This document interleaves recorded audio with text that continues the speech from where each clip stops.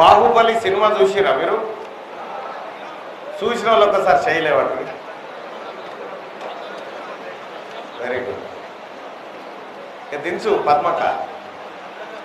Okay, Baahubali సినిమాలో ఆ రమ్యకృష్ణ గారు ఒక డైలాగ్ అంటారు. ఏంది?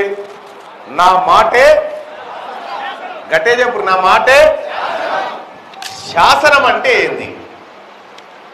శాసనం అంటే చట్టమిగా కథం, అదే ఫైనల్. ఆ శాసనం చెప్పినట్టే ఇనాలి, నడవాలి, అంతే. నక్రేకల్ శాసన సభ్యుడు అంటే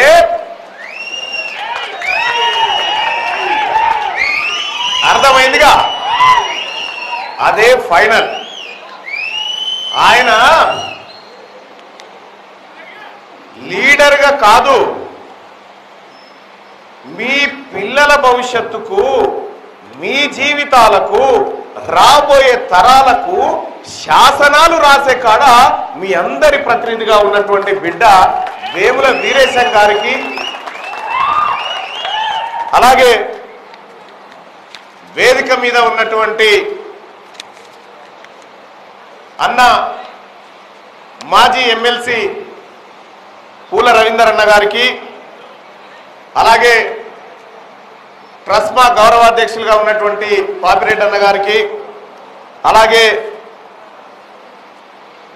బీసీ కార్పొరేషన్ ఎక్స్ చైర్మన్ చెంబయ్య గారికి, అలాగే దైద రవీంద్ర అన్న గారికి, చామల శ్రీనివాస్ అన్న గారికి, సింగిరెడ్డి మల్లారెడ్డి అన్న గారికి, గుడిపాటి లక్ష్మీనరసింహన్న గారికి, బత్తుల ఊషయ్య గారికి, పెద్ది సుక్కయ్య గారికి, మాద యాదగిరి గారికి, పన్నాల రాఘవరెడ్డి గారికి, కంపసాటి శ్రీనివాస్ గారికి, ఏసుపాదం గారికి, అలాగే ఈ కార్యక్రమానికి వరంగల్, నల్గొండ, ఖమ్మం పట్టభద్రుల ఎమ్మెల్సీ ఎన్నికలకు సంబంధించి నకరేకల్ నియోజకవర్గంలో జరుగుతున్నటువంటి ఈ సన్నాహక సమావేశానికి విచ్చేసినటువంటి కాంగ్రెస్ పార్టీ కుటుంబ సభ్యులకు, వీరేశమన్న అభిమానులకు, అలాగే ఇతర సంఘాల నుంచి విచ్చేసినటువంటి ఉపాధ్యాయ, ప్రైవేటు, ప్రభుత్వ, అలాగే విద్యార్థి యువజన సంఘాల నాయకులకు, అలాగే ఇక్కడికి వచ్చినటువంటి వారందరికీ,